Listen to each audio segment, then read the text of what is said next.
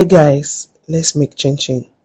So you measure all your dry ingredients in a bowl like we did for fish roll.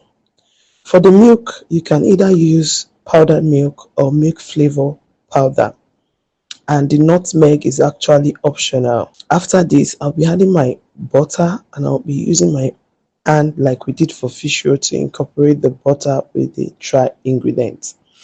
In another bowl, break your egg and add 1 cup of evaporated milk and whisk together. Pour this mixture inside your flour and use your hand to incorporate it well.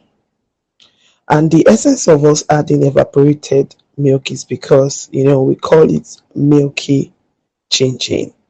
If you had to be making coconuts, we would have removed that. Coconut chinchin or spicy chinchin, we won't be adding powder milk with evaporated milk.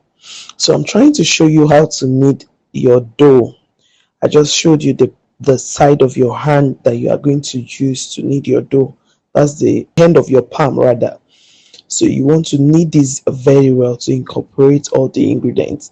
I'll be dividing the dough into two to make it easier for me to work with. After dividing, you can proceed to even knead it again before you then roll out with your rolling pin. Please make sure that your working table is dusted with flour so that your dough does not stick to the table.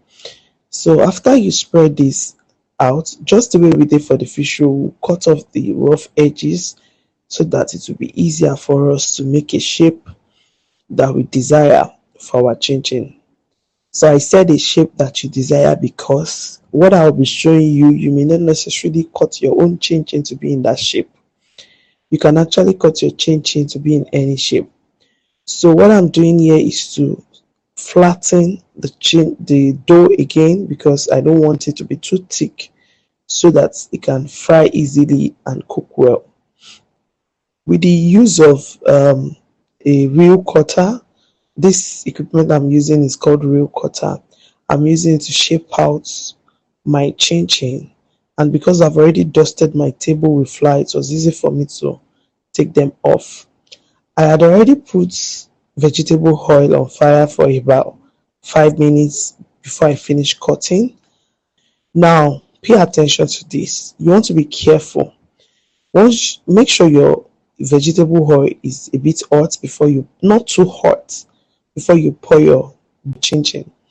And you want to fry your chinchin on a medium heat, not on a low heat, so that it won't soak up vegetable oil, and not on a high heat so that it will not just burn off everything that you are doing. Once you pour in your dough, you want to leave it at first. Do not stir your chinchin. And if you are a first timer trying out to fry chinchin, it's advisable that you use a new vegetable oil. Don't use a used one, else it will be foaming as you are frying it.